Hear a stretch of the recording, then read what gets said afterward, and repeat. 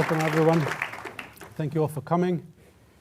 My name is Bashir Abu Manni, and I'm the head of School of English, and this is Amy Sackville, deputy head of the school. Welcome, Abdulrazak. Thank you. The Nobel is just an excuse just to get you back to Kent, you know. So. Thank you for being here. I bet it feels like the whole world has landed on your doorstep in November, and it's been a roller coaster ride ever since, so we really appreciate the time that you're taking to spend with us today. Thank you. Thank you for the welcome. So Abdulrazak Gurnah doesn't need an introduction, but we're going to give him an introduction anyway. Is Nobel Laureate in Literature, 2001. He was born in Zanzibar in 1948, off the coast of East Africa. He came to Britain as a student in 1968 and has taught for many years in the School of English at the University of Kent, retiring as Professor of English Literature and Postcolonial Literature in 2017. Abdulrazak is author of 10 novels, which grapple with questions of belonging, colonialism, displacement, memory, and migration. His first 3 novels, Memory of Departure, 1987, Pilgrim's Way, 1988, and Doughty, 1990, document the immigrant experience in contemporary Britain. His 4th novel, Paradise, which was published in 1994, is set in colonial East Africa during the First World War and was shortlisted for the Booker Prize. Admiring Silence was published in 1996, tells the story of a young man who leaves Zanzibar and immigrates to England, where he marries and becomes a teacher, and then he returns to his native country 20 years later and experiences a profound change. By the Sea is 2001, narrated by Saleh Omar, an elderly asylum seeker living in an English seaside town. Gurnah's latest novels are Desertion, 2005, shortlisted for the 2006 Commonwealth Writers' Prize. The Last Gift, 2011, Gravel Heart, 2018, and most recently Afterlives, which was published last year, which tells the story of colonial Askari boys recruited to fight during World War I in East Africa. Abdulrazak also edited 2 volumes of essays on African writing and has published articles on contemporary writers, post-colonial writers, including Naipaul, Salman Rushdie, and Zoe Wickham, and has also edited the Cambridge Companion to Salman Rushdie. So today's format is very simple. I'm going to ask a couple of contextual questions, and then Amy is going to ask more specific questions about writing. We also have received questions from people from around the world through the British Council, so we will also be able to ask some of those questions. And then in between my questions and Amy's questions, Abdulrazak has obliged us in reading a short segment of Afterlives. So this is the first question. So I want to begin with Zanzibar. I want to begin with departure. I want to begin with homeland, with leaving a country, with leaving a society, with how one leaves. So the question is, how would you describe the process of departure? Are there different categories of leaving for you? Your novels suggest that departure is always much more difficult than you imagine when you embark on it. So I wanted to think about that. I didn't think you were going to get to the question. I know, right?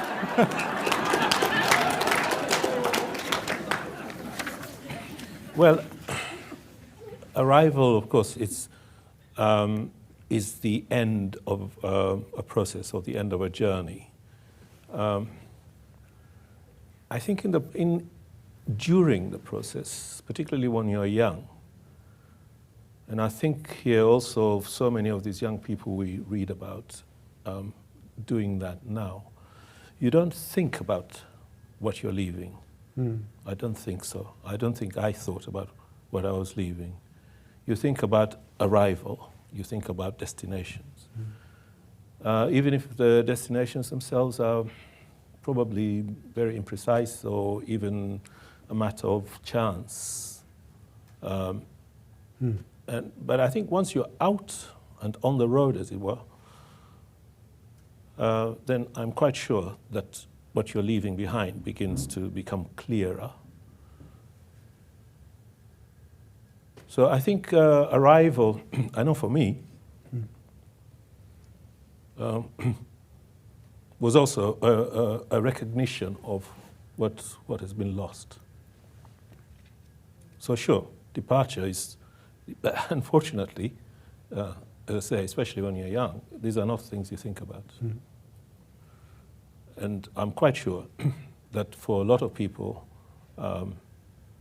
who end up displaced, that is displaced in the sense of being forced by circumstances, by violence, or by war, or by economic need, rather than by choice, because I don't consider these to be choices.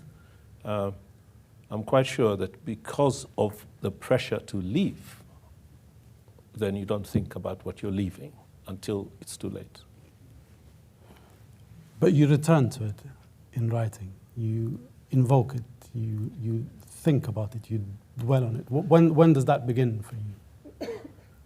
Well, it takes a long time to get to the point where you can invoke it or talk about it with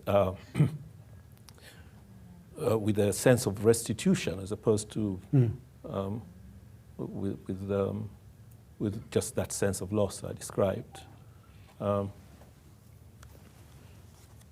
But I don't suppose that it ever quite stops, being some kind of a hard lump, as it were, that can't be quite digested. I find there's an age question. At the beginning, you think about it much less.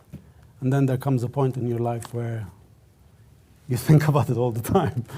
You think about your childhood, and you dwell on those memories, and they're much more vivid in your mind. Yeah, well, when you're young, you don't know what you're doing. Exactly. And in any case, you imagine, as again, I'm thinking of so many of these young people, thinking of myself.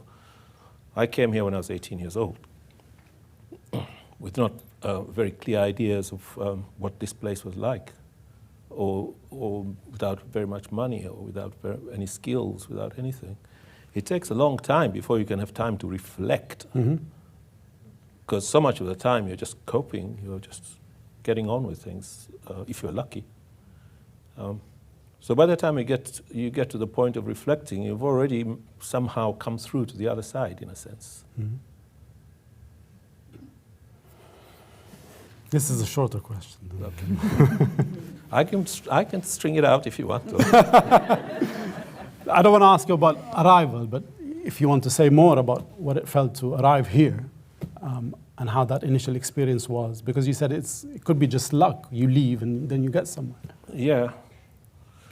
Yeah, well, it was quite difficult, but I don't suppose it's easy to be a stranger, particularly a stranger in a place that is so strange, that is to say, so unlike your own knowledge and experience of things. But it wasn't all kind of tragedy, as it were. In fact, it's more on reflection that it seems more tragic. You didn't feel it at the time? Well, at the time there were other things. It was quite exciting in some way to be in a place so different. And even if there were difficulties, and even if people were... Fortunately, you didn't always understand everything that people were saying. You didn't understand the full meaning of what they were saying. Maybe an abusive word here or there that you think, oh, you can't miss that. But the other things, other kinds of everyday hostilities, you didn't always understand them. And so you kind of brazen through things. But it was exciting. It was exciting to be in a place so different, and doing so many different things, and a certain kind of freedom that I hadn't experienced before. So the second difficulty, I think Raymond Williams would use the word difficulty, right, is belonging. So what does belonging mean for you? Is it a political category? Is it about rights? Is it a more of a cultural feeling? In a sense, what I'm asking is whether belonging after exile is possible. Can you ever regain that deep sense of, which is in part what I think about when I think about this category of living in a society, right, which you have lost, but now living in a society in a strange place, disconnected, having to build from scratch somewhere else. Is it a loss that can be rectified? Up to a point. Up to a point. But it also, what it does is also, of course, it opens up your understanding, or if you like, your consciousness of what it means to say that. Nor is it necessarily a tragic thing. It can be, of course it can be.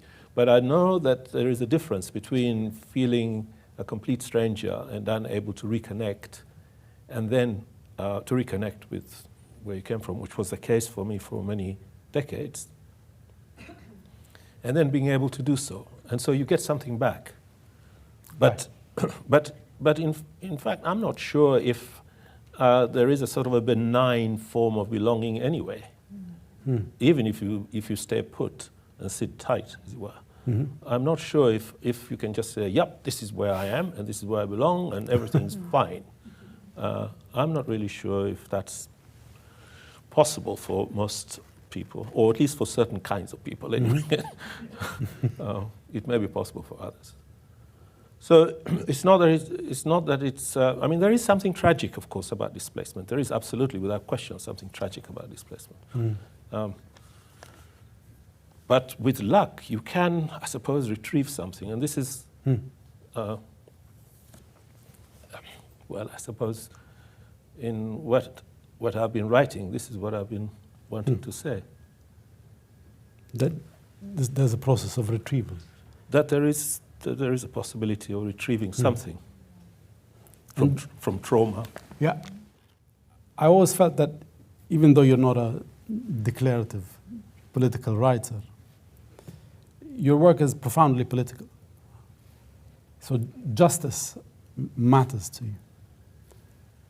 Not only historic, for example, against imperial or colonial or racial forms of domination, but this much smaller category of individual justice. So the question is, why are you troubled by injustice? And to take it to the answer before, what's a just society for you? The question was justice. I think we see what we see in front of us. So I don't know if I can say what is justice and what is just and what is not. But it always feels very important to me as a writer to say that I'm speaking as truthfully as I can. So if I see injustice, then that is what I will address. I will speak about it. But rather than that I have a larger conception of justice. You see it. You don't have to be particularly bright-eyed, as it were, to see what's wrong with the way people are treated when, as I mentioned earlier, when they're trying to escape from violence or from war or from need. You don't say to them, no, you're criminals. You've only come here to steal from us or something like that. That can't be justice. Nor can it be justice when you see people being deprived of, quite available. These are rich countries. It's not as if they're poor. Nor is it right or just when you see people coming and being treated as if they're beggars, when in fact they're saying, I've got something to give. So, in that sense, you don't need a kind of special understanding, to say this is unjust and I'm going to say something about it. But it's a disposition, right? Not everyone sees it. Not everyone dwells on it. Not everyone registers. And that's part of the problem, right? Part of the problem is it's not expansive as a... Or they're perhaps considering and thinking about themselves in a different way, or their concerns in a different way. Or they're misinformed by people who should inform them differently. So it may not be malice that results in this. It may be, I don't want to sound condescending by saying it's ignorance, but it may be misinformation, which may be also a historical misinformation and not just simply what's in the news. So this question is about your, to put it in somewhat grand terms, Go for it. Go for it. Yeah, I know. It is about your intellectual intervention. More like exactly, right? Not run-of-the-mill stuff. In the British Academy. So it's about the critical side of what you do. You have 2 books on literary criticism, on African literature, one on Rushdie. One of my favorite pieces, critical pieces by you, is your Penguin introduction to Ngugi's A Grain of Wheat, which talks about the Mau Mau rebellion and decolonization. So looking back historically at what you did in the 80s and the 90s, and from my generation, there are other concerns, but I want to think about that moment of initial, as it were, registering of these processes in the academy critically. How would you describe what you do as a literary critic? When you set out on your journey in the 1980s, how did you want to change? You looked at literary criticism, you looked at English literary studies and said, how do I want to change that? Did you want to change that? Was that the intention, or were you just... Yeah, well, there were, of course, a lot of other people doing, with the beginning of us in the academy, I suppose, in Britain, of studying writings from Africa, from the Caribbean, and elsewhere, India, I guess, as well.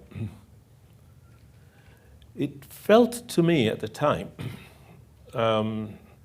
that there was a way of looking at this writing, or looking at what this writing was addressing, which was incomplete in some way. There was a part of looking. I mean, for example, there was very little about the world I knew.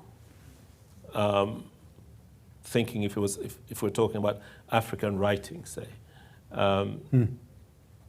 there was very little there that reflected the kind of world I grew up in or understood. Is cosmopolitanism, for example, Islam, or indeed a certain way of thinking about colonialism. So I wanted to make sure that that I would also be able to contribute something to this presentation. So it's not to say that what was there was mistaken, or at least not always. I felt at times it was, but at least not always. Particularly when you think about what criticism was doing, as opposed to what the novels or the poems were doing. So yeah, what was to be done was that, to say, look, there is another way of another part of the world, by which I don't mean geographical part of the world. I mean part of the world which is also about culture and about history, which is not being seen yet. So I guess that was the motivation to a certain extent, to say, to be more receptive to a less parochial way of thinking about Africa, or thinking about culture in Africa, and in particular thinking about writing. So there's Indian Ocean, there's cosmopolitanism, there's for example, Islam embedded in that. And part of the process is telling that neglected story, that overlooked story.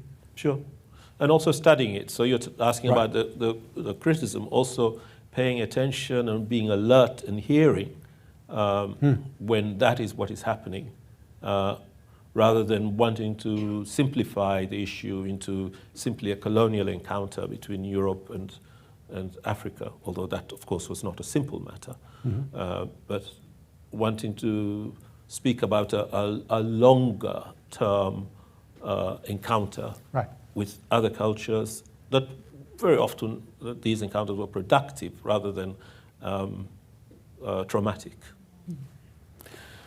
Let me read you something. Yeah. Otherwise, he's going to ask I me a know, question. it's terrible. Yeah, so this is from Afterlives.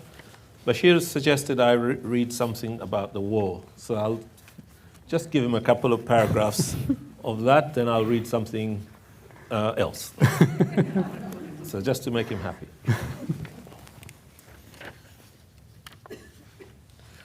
So for those of you who are not familiar with the book or haven't read anything at all about it, it's set during the period of the 1914-1918 war, and it's happening in what was then called Deutsch Ostafrika, now, or rather later than Tanganyika, and now Tanzania. The war started 2 days later. The telegram orders arrived the morning after their return from maneuvers. They were to take the train to Moshi and then march to positions near the border to reinforce the defensive line.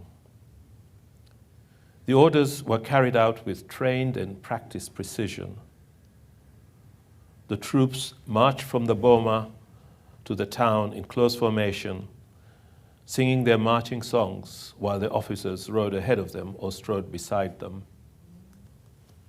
The carrier corps, the wives and children and livestock came behind them, so that by the time everyone was boarded, the train was so full that the carriers and the gunboys had to ride on the roof. After Moshi, they marched north towards the border with British East Africa. That was how that part of the world was at that time. Every bit of it belonged to Europeans, at least on a map. British East Africa, Deutsch Ostafrika, Africa Oriental Portuguesa, Congo Belge. The column of 150 askari stretched for a mile or more, with the addition of all the followers. The askari were at the front of the column, with the officers riding ahead, and the staff surgeons and medical orderlies immediately behind them. That was always the formation on a march and in battle. Then came the carriers bringing equipment, ammunition, supplies, and the officers' personal effects. Behind them came the camp followers with a small group of askari under a German officer as a rear guard to counter desertion and pilfering.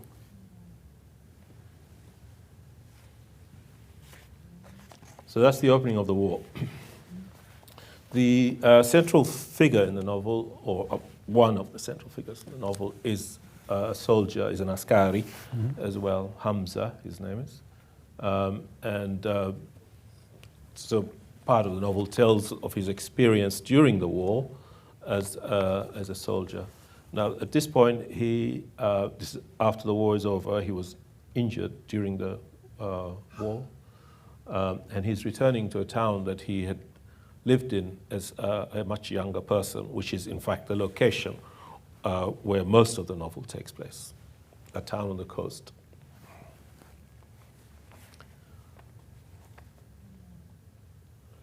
Their boat rounded the breakwater in evening twilight, and then Ahoza ordered the sail lowered as he made a cautious approach into harbor.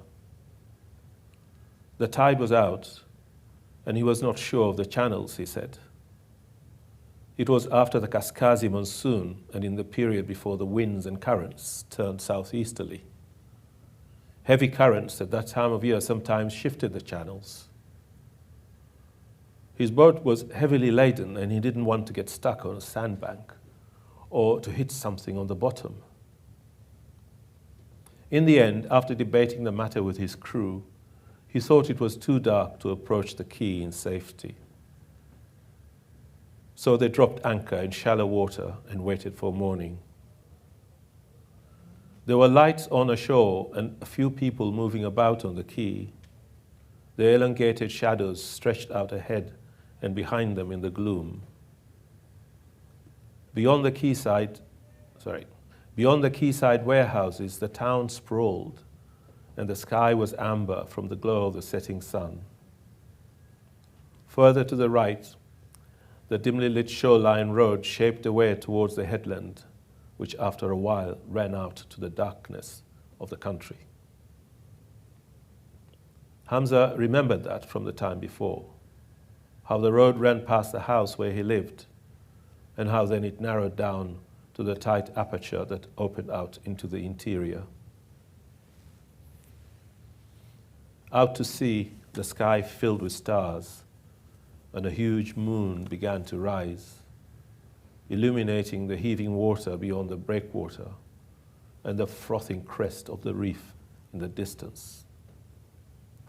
As the moon rose higher, it submerged the whole world in its unearthly glow, turning the warehouses and the quayside and the boats tied up alongside into insubstantial silhouettes of themselves.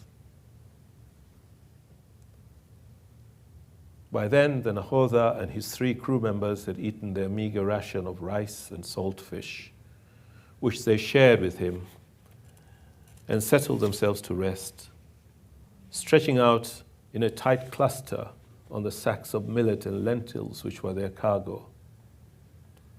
So he lay close too, listening to their conversation and their profanities and their gloomy, homesick songs, while the boat pitched with the surge of the incoming tide.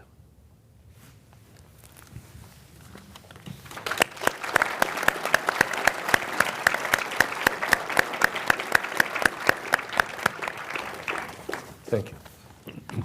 Beautiful, thank you. I want to ask you some questions about process and Sure. writing craft, in the hope that I might learn something. Maybe I will try not to keep This you is too going long. to be a creative writing class now. In disguise, finally. So, firstly, to think there are some abiding concerns in your work, as we've discussed, not only with arrival and departure, with travel, with cosmopolitanism, those questions, but the novels themselves, perhaps because of the nature of those themes, occupy a huge range of spaces and places and periods and narrative voices. They vary considerably in scale, spatially and temporally. I think the way that you occupy domestic and material and intimate spaces alongside these very wide historical realities is an extraordinary element of your writing. So a sort of dingy sitting room is rendered as vividly as a particularly memorable hyena-infested riverbank. So I'm just curious about, you started to say that as you're cooking, maybe some ideas appear and you start to make notes. I'm wondering if you can say more about where your first impulse towards a story comes from. This is a very elaborate way of asking, where do you get your ideas from? Well, they take a while. Sometimes, you're just lucky, just a thought occurs. But quite often they're kind of lingering things that have been around for quite some time before you actually get to write about it. Well, take an example of something like Afterlives. You may remember, if you've read it, you may remember that Paradise ends with the recruitment drive.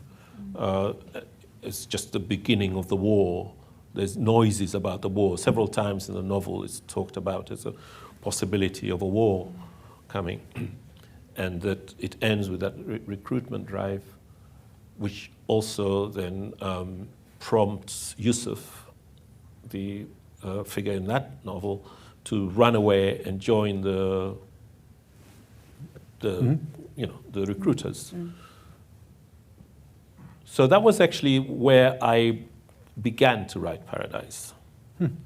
The very first thing I wrote was that. And it was a long, long time before I actually started writing the novel itself. It's because I wanted to write about that war. So way back, this would have been, I think when I wrote that paragraph, that passage, which is more or less intact. I still have it in my notes. That would have been something like about 1984. And Paradise was actually published in the end in 1994. It was actually, I finished writing it by about 1991 or 2, but it took a while, as it often does, for the book to actually be a book. But anyway, I wanted to write about the war. Partly it's because I grew up with stories of that, of those wars. We grew up with stories of what the Germans were like. In Kiswahili, the Germans are called Wadachi. So for a while as a child, I was confused because I thought Wadachi meant the Dutch, but it didn't. It meant the Deutsch, the German. So we used to hear stories from, as children, from people either who had experienced something of the Wadachi and their ferocity and their sternness and the military, whatever. And then I also had a relative who had been a conscript in the German carrier corps, as it were. He survived. Many people didn't, particularly in the carrier corps. I had an uncle who volunteered to join the KAR, the British army. So there were these kind of incomplete things I knew about, I had heard about. And of course people were talking about these things. And of course there were other monuments of the presence of the Germans and the British and the whatever. But I didn't really know enough about, and I tried to find out, but it wasn't probably the right time to do it. But what was much more interesting was to think about, so how did somebody who's like 17 or 18, like this boy Yusuf, how did he get to that place, to that point where he chooses to go and join up? And so that's how I wrote Paradise, really, is to write about that boy. So then for years and years and years, I think, so what happened? Not so much what happened to Yusuf, but what happened to people like him. Those people, because a lot of people did volunteer, did join up. And there are a number of interesting questions about this, like, why did they do that? The war in Tanganyika, or in Deutsche West Africa, as it then was, Tanganyika, it didn't become Tanganyika till 1926, where after the mandate, the UN mandate was given, Tanganyika or rather that Deutsche West Africa was given to the British as a mandate of the League of Nations. And then they changed the name to Tanganyika. But in any case, that war was fought by Africans on the one side, and by Africans and Indians on the other side. Why did they do that? So that was an interesting question to address. Why did it took a while, of course, to learn enough about these things, to think hard about these things. So in answer to the question, which is a long answer, but in answer to the question is that it takes a while. It takes a while of thinking things through, and sometimes years until the right sort of trigger, I suppose, the right combination of, I don't have another book to write. Okay, I'll write that one. That sort of thing. So there's a curiosity that's sort of lingering, or... Yeah, there are other ideas still. Sort of now and then I think the drawer is empty, but then I think, no, it's not. There's that. What's not always available, of course, is the time and the space and the sort of the mental energy, as it were, to concentrate on that, whatever it is, and to actually make it happen. Which leads to my next question, perhaps. In your Nobel lecture, you describe how you started to write out of a sense of necessity, that the pull of your own memories became impossible to resist, but also how you were sort of seeing a simpler history that was being written and this is partly what you were speaking about in your criticism as well, not only by the victors but by other scholars and writers, and that it became necessary for you to write. And I thought that's a really interesting word, necessity, that there's both an internal compulsion, which perhaps is this curiosity you're speaking about, but also a sense that things are incomplete and that there are spaces to be filled. So my question really is, do you still feel that sense of necessity, and does it change over time? How do you recognize it when it arrives? Well, I mean, in the case of, say, once again, to return to Afterlives, very little is known about this period. It's not that scholars don't know about it, but I mean, in a popular sense, very little is known about it, especially when quite recently, of course, there were all these sort of remembering the First World War and whatever. But I don't know, I think if there was anybody representing soldiers of that war, there would perhaps have been one odd one somewhere in the back row somewhere. But it's not something that is known about a lot. So that's a necessity, in a sense, to say, here's something you should know about. And I, for example, myself didn't know just the extent of the casualties of that war. Its representation in, certainly in Britain, let alone in Germany, which we'll come to in a second, but its representation, I'm almost leading a seminar there, we'll come to that in a second. Its representation in British culture, or rather in Western culture, for a moment if we leave Germany aside as the former colonial power, is kind of to trivialize it. The African Queen, I don't know if any of you know The African Queen, but there's a book by C.S. Forrester which was made into a film with Humphrey Bogart and somebody else, I can't remember who, Catherine Hepburn, exactly, yeah. So it's really all about them, if you like. William Boyd wrote An Ice Cream War, which is, even the title already suggests this is a picnic. But in reality, hundreds of thousands of people died. But they were all Africans and all native people. It's not so interesting. So there's another necessity to speak about that. Yes, absolutely. Sorry, Germany. Oh, yes. Sorry. Germany had completely, really, in almost every sense of popular knowledge, wiped out that war until recently. And recently, there has been, well, I mean, in a way you can understand, recovering from the horrors of what they had done, or what had been done, if not they themselves, of course, it was a different generation, but what had been done in the name of Germany during the 1940s and 30s and so on. They had a much bigger problem to deal with in the sense of what to remember and what not to remember and what to work out. But nonetheless, here was this. And now there is, I believe, a great deal of interest and concern about German imperialism in Africa. So I want to think about the novel form. So, of course, you're a critic and a scholar. You've written short fiction. You told me earlier that the first time you stood on this stage was when appearing in a play that you wrote. That's right, yeah. So you've also a playwright. But the novel seems to be the form that you are at home in as a creative writer. What is it about the novel? What does it offer you as a space to write in? Well, I can answer that by saying, first of all, that the playwright, as it were, was a very brief, short road, precisely because, and other people find this a benefit, but I didn't, precisely because you have to rely on other people. And other people are not always reliable. And also they want to interpret things. And so on.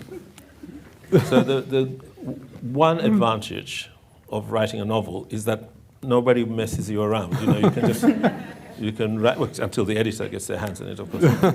But you can write and write what you want to say until you feel you have done so. That's one thing. The other thing is that I think of, I'm not saying plays are not like that, so we'll forget the playwright thing. That was just an aberration of my youth. The other thing about a novel is that because it has this, its canvas, as it were, is so broad and so permissive, there's, to a certain extent, really not very much limit to what you can do in terms of reflection and exploration and writing and so on. That's what I really like about it. Has your sense of the form changed, do you think, over the time you've been writing? Do you want to do different things with it? Yeah, well, I'm sure it has, yeah. I'm sure that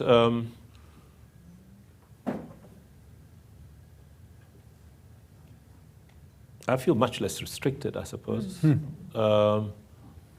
There were certain things I thought you had to be sure you do. I didn't always obey, but you felt you had to make sure that you do this, you do that, you explain things, make sure the connections are whatever. Don't be too prosaic, in a sense. Whereas now I think, well, if you need to know, you need to know. And I will. The only way of telling you about this is to tell you about it. So yeah, I think, but that comes with a certain degree of security in your voice, I think, and in thinking that I can do it, I can deliver it somehow, even though this is not showing. This thing, creative writer, show, don't tell, show, don't tell, show. This kind of. We don't say that anymore. So things I think, well, no, there are certain times when you have to be told certain things. Yes, that's the new message. Is it? Sometimes it's okay to tell. Okay. You're on message. It's good. So I'm very conscious that people in the audience will have questions, so I just have one more thing that I'd like to ask you.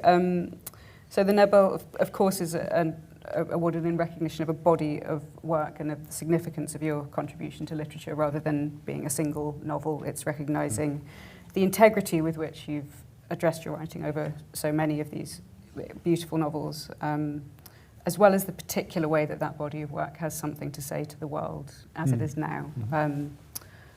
I saw the Australian writer David Malouf speaking a couple of years ago, and he was speaking about having the idea of a body of work and that each new work that you write speaks to and changes the ones that have come before.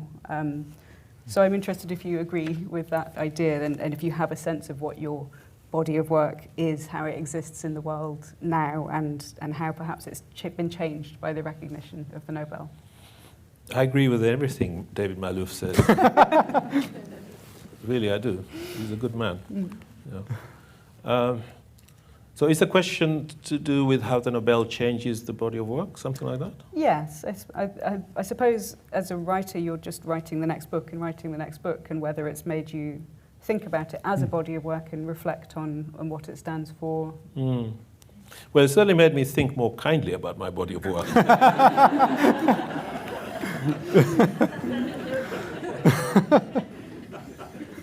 Thinking, well, maybe it wasn't too bad after all.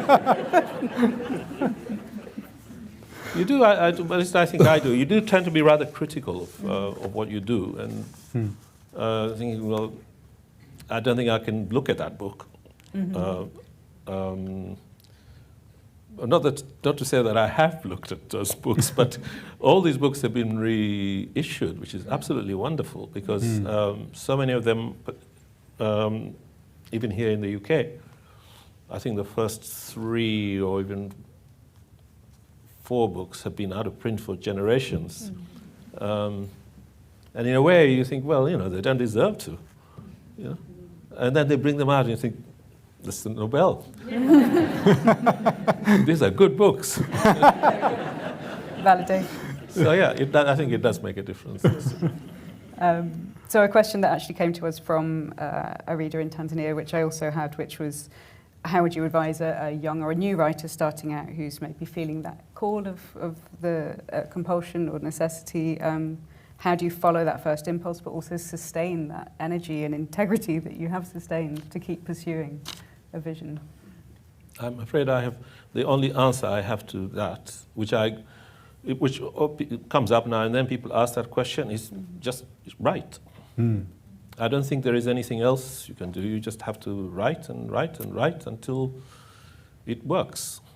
Or alternatively, it doesn't. And you say, well, maybe this is not the right thing. But I don't think there is any other advice. I was really hoping you'd have the magic answer. The secret. Amy's looking for the secret. Please join us in our very heartfelt thanks to Nobel laureate Professor Abdulrazak Gurnah.